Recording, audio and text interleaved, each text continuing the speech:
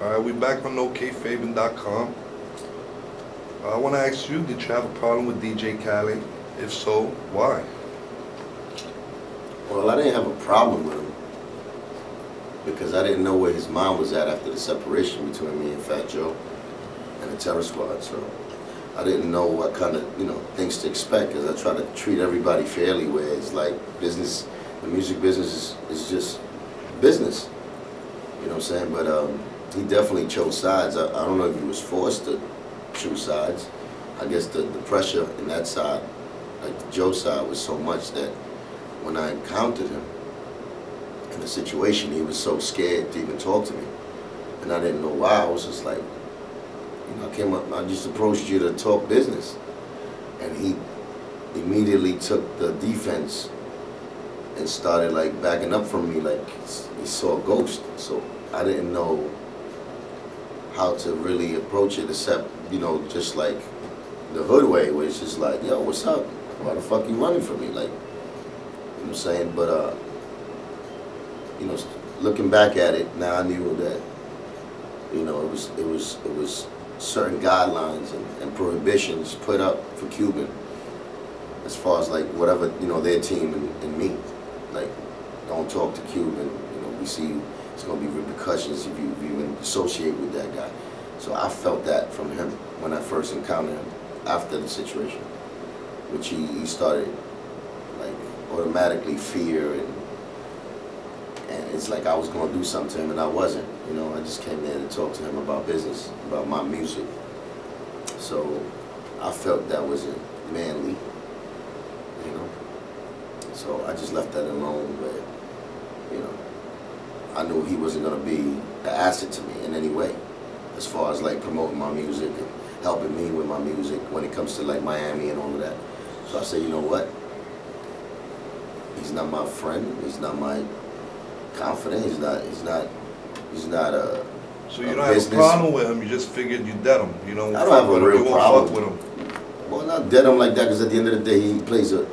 The reason the problem would be initiated if he tries to stop me, stop my music, which is, I know he already did that. Like, it's been done just by the attitude he took when he first saw me.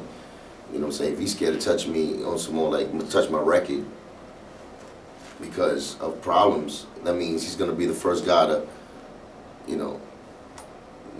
not include me in a situation.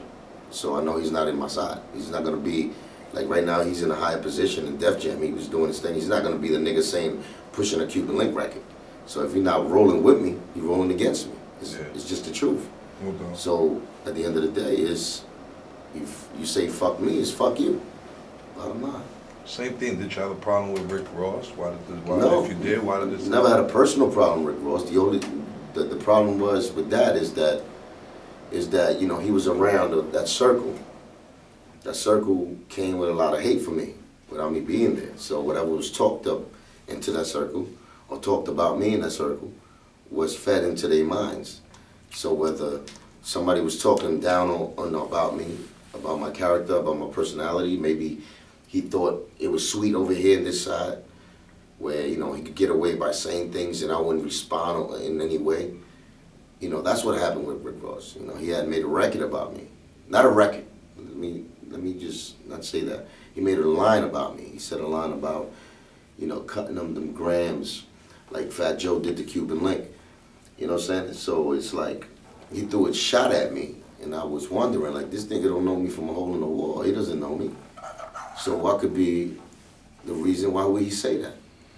And it was a mixtape song, and he said that about me. So I had to, bosses think like bosses, right? So did he claims he's a boss. With a rhyme? He claims he's a boss, so I'm saying like a boss. I'm saying, I knew what he was doing. You know what I'm saying? At the end of the day, it was enough, like, things being said about me, and I'm in your mind for you to come out and say that. So that means all those things was happening in that circle. Remember, that circle came from Khaled, Joe, other people that I had problems with. They got to Rick Ross because he was around that circle for a minute. Remember, he was around Miami. So I think that gave the confidence to Rick Ross to say something like that, to make a metaphor to that extent and put it into them terms. Did you say anything back? Did you respond Of to course the I song? did. Did you respond in the record to the song? Of course I did. No doubt. It's the remix to the You're Not Hood. You may remember You're Not Hood at the time they did the record. Yeah. So I just did the remix. I'm saying me and my man Will did the remix. And I responded to that. You know, I go at I go at your throat, you know. And I remember they interviewed him, and they asked him, "What do you think about that Cuban Link record, dissing you?" And he said, "Who? Who?" Wow. So he downplayed it where I'm nobody, you know what I'm saying? And you know, if that's the way he want to take it, you don't want to confront something that we already know what it is, or he don't want to give it light, which that's what pussy niggas do. I'm not saying that, you know, maybe in that situation he played it more business than anything, and he probably caught on to it and said, you know what, downgrading somebody or acting like they don't exist, you know what I'm saying, is a better tactic than me going straight at him. And that's the tactic he chose. Just like what Joe did. You don't see Joe ever ask questions about me. They don't ask him that, because he preps people before they interview him and say, yeah, I know. Don't ask me about no Cuban Link. Yeah. So that's the reason why. And that's what the enemy does sometimes. That's what they did throughout history and life. You know what I'm saying? They don't give, they try not to give light to the truth. And they think they could escape it. So. Yeah, there's a video that I've seen of you mentioning that you slapped Pitbull. I didn't slap him. I punched him in the face. What happened with that? What happened? Can you elaborate on it? That was more How of a did that personal. happen? How did that drama come about? That drama just came about, a situation where he got gassed up, another one. He got gassed up by the next person that I had a problem with. His name was Don De Niro.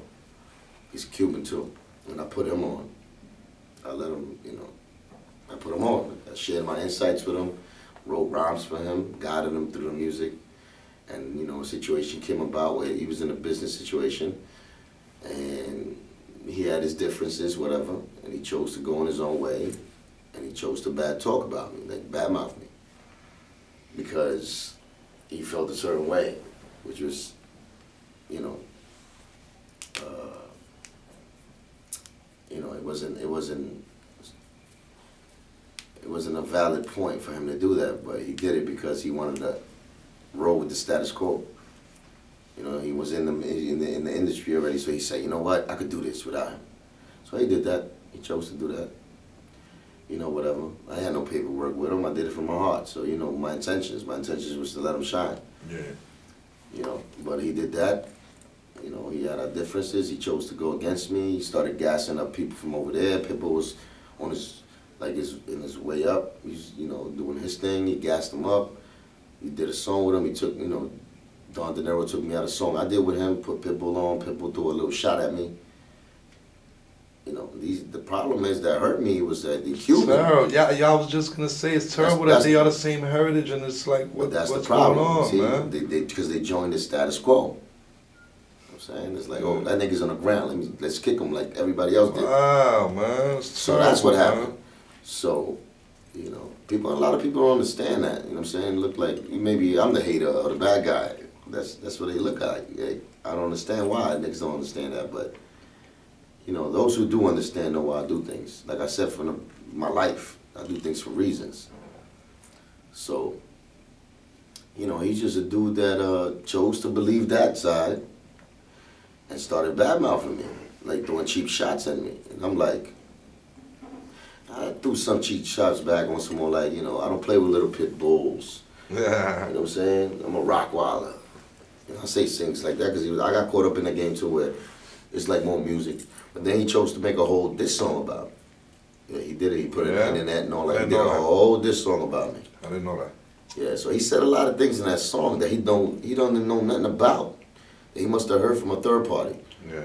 Now, you know, fuck the hood. I'm just talking about as a man. Like, a man don't go and represent something that the next nigga told him if he didn't see it for himself. Yeah, it's true. That's why I'm asking all these questions, because you hear this and you don't know for sure. So that's what he chose to do. He chose to talk about shit that he know nothing about. And disrespect to that level where it's like, Look, you're not just disrespecting me on a lyrical level. You disrespected me as a Cuban. Yeah. You understand what that means? Personal. So, yeah. So, bottom line, Personal, that's those personal. emotions was involved when I seen him. And I punched him in his face and chased him out the club. Oh, yeah. No doubt. Can you speak a little about Joe's brother? Who, Angel? Money Man, yeah. Money Man? Money Man. Money Man was the reason Joe started the backing of Fat Joe. He was doing his thing up in the streets for a while. So he had a name for himself. He had money. He was making money. You know what I'm saying? And he backed Joe up with a lot of things. He stamped Joe in the streets for a lot of things when it came to money. Yeah. You know what I'm saying? So he was, that was Joe's brother. And, he fell victim to the same thing he was selling. So when that turnaround came around, he became a zombie of the streets. You already know. So once you become a zombie of the streets, as a brother, I couldn't explain what I would do if my brother would be like that, but, that situation happened, and he became a zombie of the streets, and it seemed like Joe left him for dead to a point from an outlook, like outview. And I'm sure they had their differences, and, their personal shit went on, but that's all I can say about him. Used to play softball together. He's a cool dude, always been a cool dude. Yeah, that's cool. Last time I seen him in the club about like 5 years ago. He got kind of, like the same attitude with Khaled. Oh, yeah? Like he was so scared that he was more of a defense, like. Yeah. You know what I'm saying? So, God bless him, man. I don't have too much bad things to say about him. He's a good dude, but last thing I know about, he was in a methadone clinic. You do your math. That's how I heard he was locked up. I don't know about now. Now, last time he was in a methadone clinic. He was getting high with people I know. Did you know, I know about Joe's sister dying, giving birth or something like that. You know about that? You knew her? You was cool with her? Yeah. Yeah? Lisa. How you take that? I heard it. I heard when she passed away. You was hanging around him at that time? I had already left. I went to the baby's funeral. But were you It was already a baby.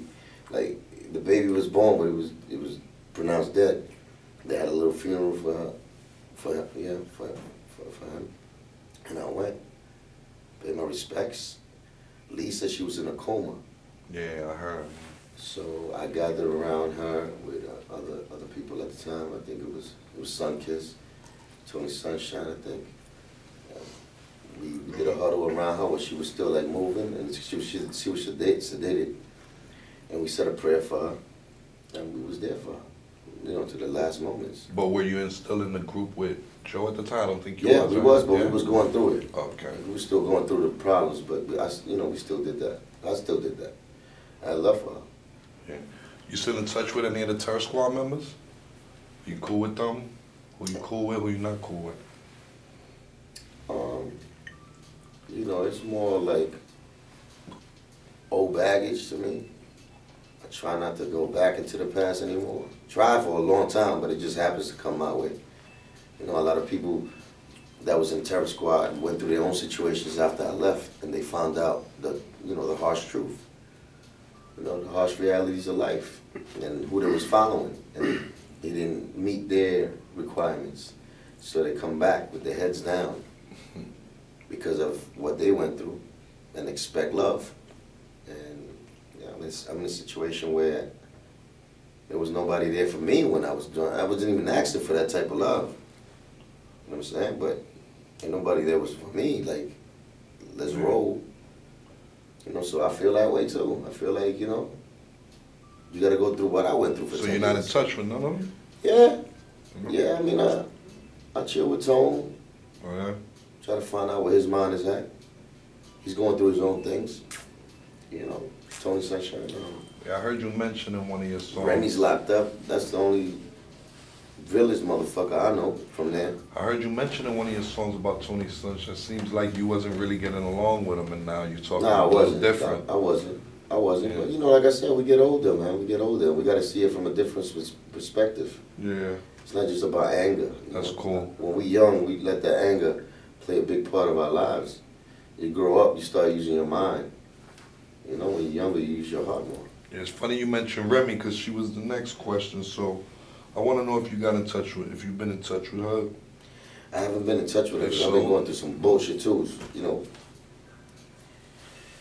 with other things that just stops me from going to see her on some old government shit. But besides that, you know, I love her very much, you know, and she's definitely a real individual that you know, to this day, she's a very good friend, you know, and I wish her the best, and I know she's holding it down wherever she's at. You know how she doing? You don't know? Yeah, I ain't hear from the, you know, people. I know you must hear. Yeah, that's why I'm asking. She's good. She's good. Yeah. She's holding it down. No doubt. You know. When she be home? She should be home in like 4 more. 4 more years? Yeah. 4 to 5 more. 2016. No doubt. Yeah. Do you think if she was here, she would have been battling Nicki Minaj? You think it would have been like a, cause she was nice. Remy was nice, man, and I don't know. I see them. I think they like it would have been a competition for. I don't know. I think Remy would have had more on her mind than Nicki Minaj. I think she would have been going through what I've been through with the situation, and then she's worse because she was caught up more in the business part with the terror squad shit, with the Joe situation and the contract. I think she would have been battling. She would have had too much things in her head legally with that contract to even be thinking about, you know what I'm saying, other things. But her instincts are to kill. When you as an artist. Was just to, you know what I'm saying, when she grabs that mic, she knows she's the queen. So okay, that's funny. It goes into the next question. You as an artist, I'm going to ask you. Right now, Nicki Minaj is hot. From what I hear in the street, everybody's talking about her. She's real hot. I don't personally like her, but, you know, some of the songs are catchy. You get to, you know. I want to think who you think is better. Who you think was better?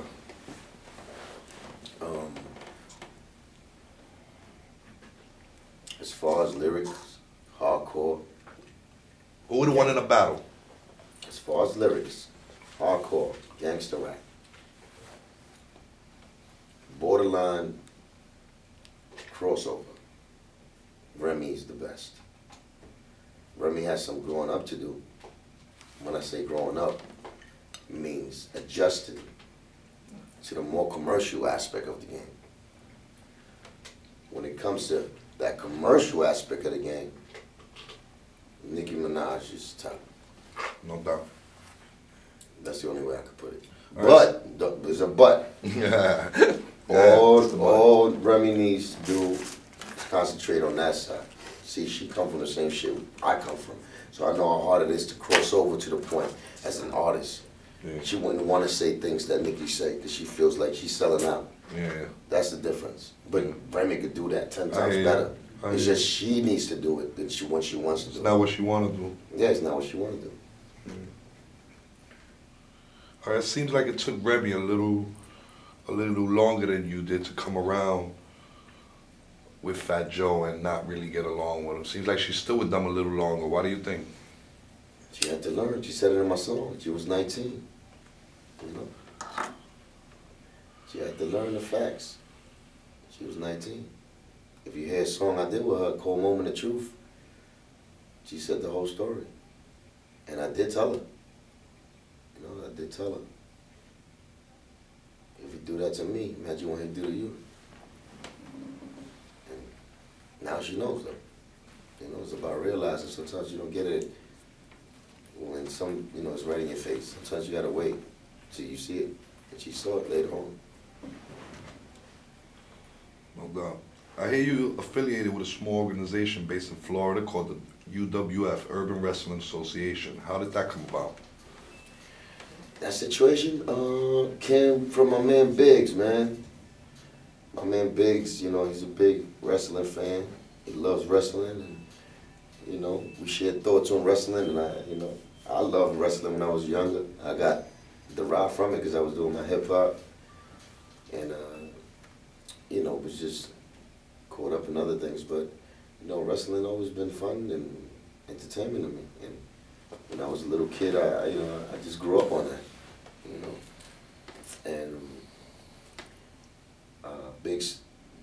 proposed this situation with me. He told me about the players that's gonna be involved. The Steve dude, you know what I'm saying, the nigga who owns the whole shit. And he told me that he used to do extreme wrestling.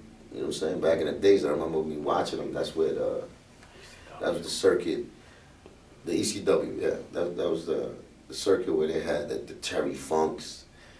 You know what I'm saying? The Cactus Jacks. Tommy Dreamer. Yeah, all of them. You know what I'm saying?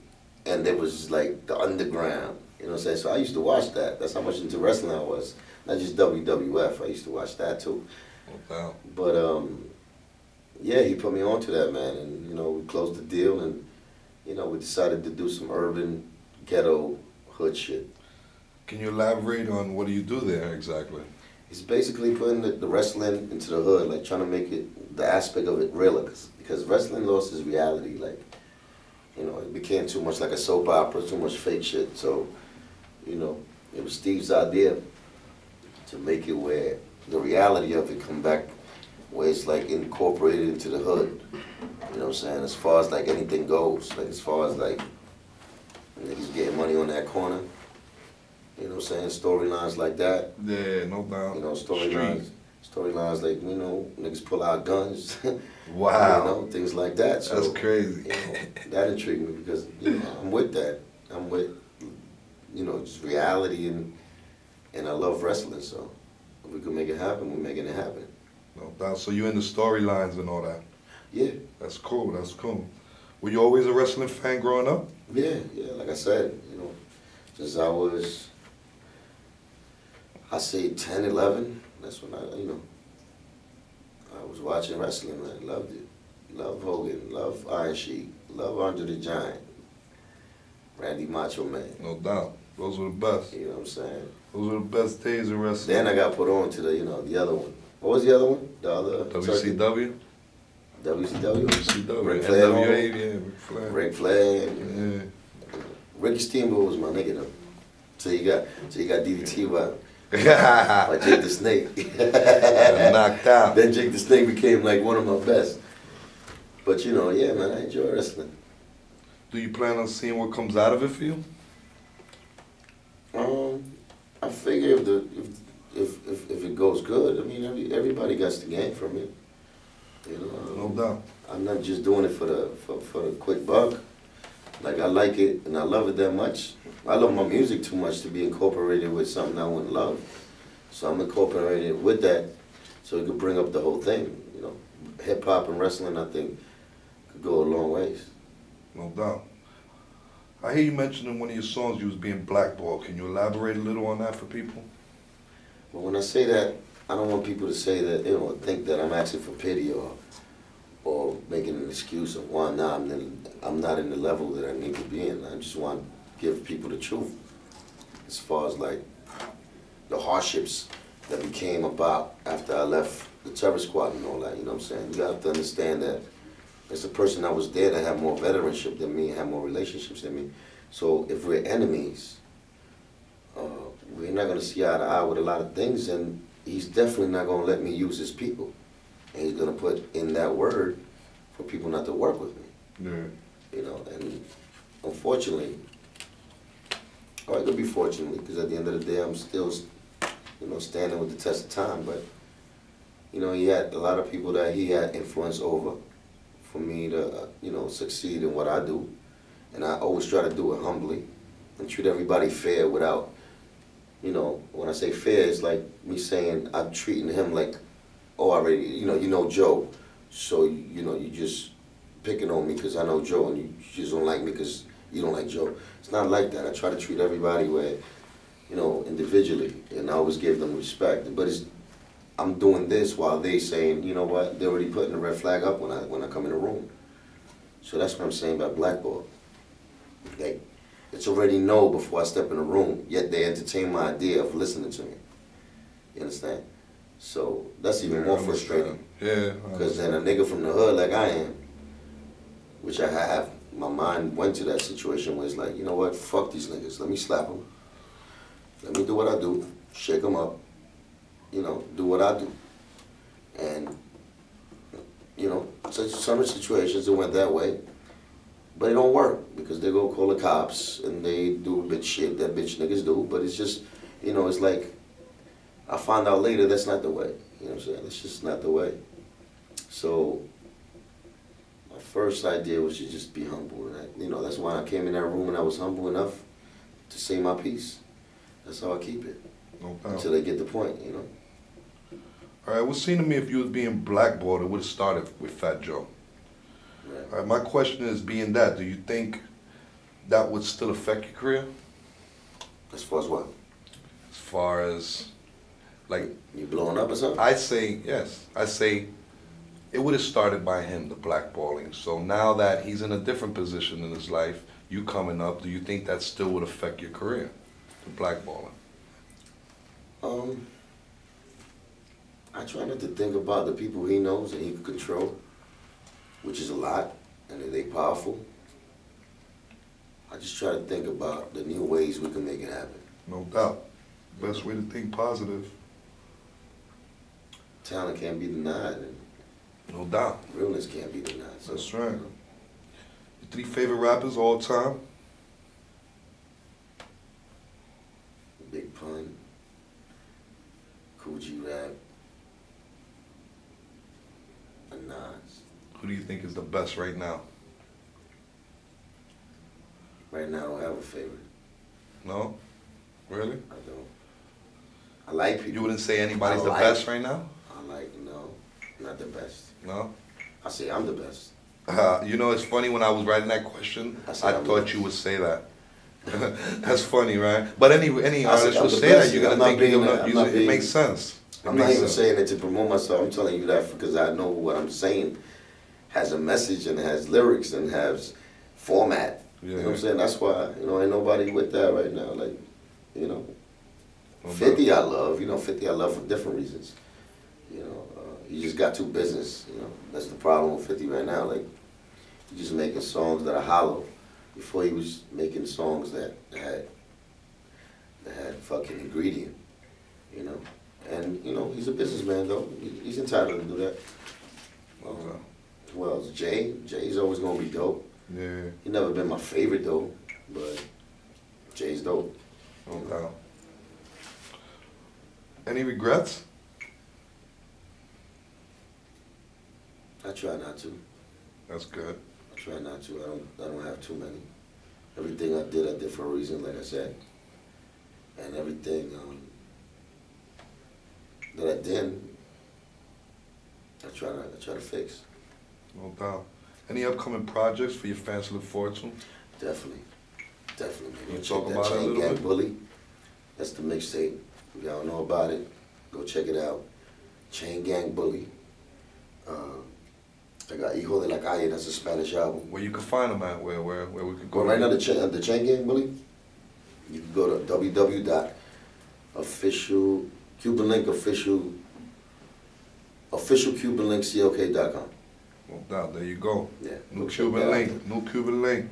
Yeah, and the name of the album, though, that I'm working on is called The Missing Link.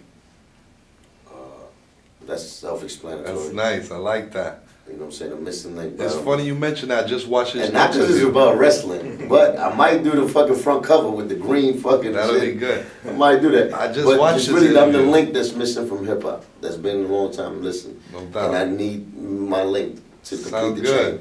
You understand? So that's the metaphor. Sounds good. And then the Spanish album was called Hijo de la Calle. So, you know, I'm doing that for the first time. Spanish you album. rap in Spanish? All that. Yeah? The whole album is Spanish. And just singing? No singing? No singing, no, rapping, hip-hop, Spanish I'm just hip-hop. saying, you know, sometimes they throw a little singing. No, I might do melody. Yeah. I might melodize with something, like, you know what I'm saying? No doubt. No llores mi vida. You know, I might do a little melody, but I'm not a singer. I got artists for that. No doubt. I heard you was writing the second Scarface. You want to elaborate a little on that and tell the fans what happened with that project? I was writing it. I got the script in my mind, and I got the script in my possession.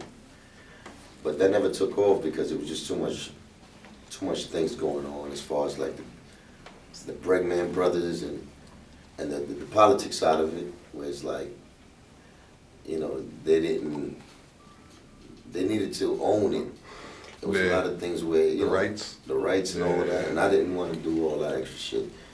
You know, I wanted to be a big budget movie where it stays at home, it stays here. Yeah. You know, and you know, and a bad twist happened to him. My man got killed. My man Jason Norris, and he was one of the people I was working with that movie. So that slowed the process down too. So I mean, it's still here. It's still here. Yeah, I want to say when I heard about that, man, I didn't know you at that time, but yeah, I just pictured it. I pictured it, and I said, "Wow, he will be the perfect Scarface." A lot of people said that. I swear to God, I said it. I said that will be the perfect, and I was so waiting for that to come out, and it never came. Then when I met you, I asked you about it. You told me, "Nah, I got deaded." I was so disappointed. Yeah. I said, "Damn, man." Yeah. I mean, the idea is still alive and fresh. Believe me. Yeah. That'll be some. I'll tell you the first opening. God. I'll tell you the first opening fucking scene, and you're gonna be like, "Oh, this man, I come can't out, wait, son." I can't wait. It's like one of those. God willing, man. But we probably, you know, I'll probably work on it and make it something else where, you know, where we can have the budget and it could be shown as far as like the ideas I have. Yeah. They could be expressed, you know, cinematically. So we could show the people where, you know, whether we can name it Scarface Part 2 or Son of Tony, we can't probably name that name, but it'll be something to that story. Well, I hope that comes through for you. I really do. That's something I really look forward to, man. I would really like to see that. Listen, we're gonna wrap this up. I got one last question. I just want to ask if you have any kids. How old are they? Things like that. Yeah, man. I got anybody carry on the tradition, kids. You know? 2 beautiful kids, man. My son already 15, man. What's his name? Same as Daddy. Daddy? Same as Daddy. Oh, okay. Same as his daddy. So you already know. And my daughter, man, she's got a beautiful, precious, brand new daughter. How old is she? You know what I'm saying? Right now, she's 10 months. Oh, yeah? That's nice, so, man. You know, I'm doing a daddy thing. You plan on guiding them in the direction of music, or? They do that. My son already do that. He do Christian rap. No doubt. He do Christian rap. So you already know. Look forward to seeing a little Cuban Link on the mic one day. He makes beats and all that. He makes beats and all that. So look forward to see little Cuban Link on the mic one day. Different message, but definitely. No doubt. The Delgado family ritual is definitely there. That's official. Listen, I want to thank you for being on my. You already know, my brother. My site, nokfavorite.com. I really appreciate it. Okay, favorite. Let's get it popping, baby. Thanks a lot.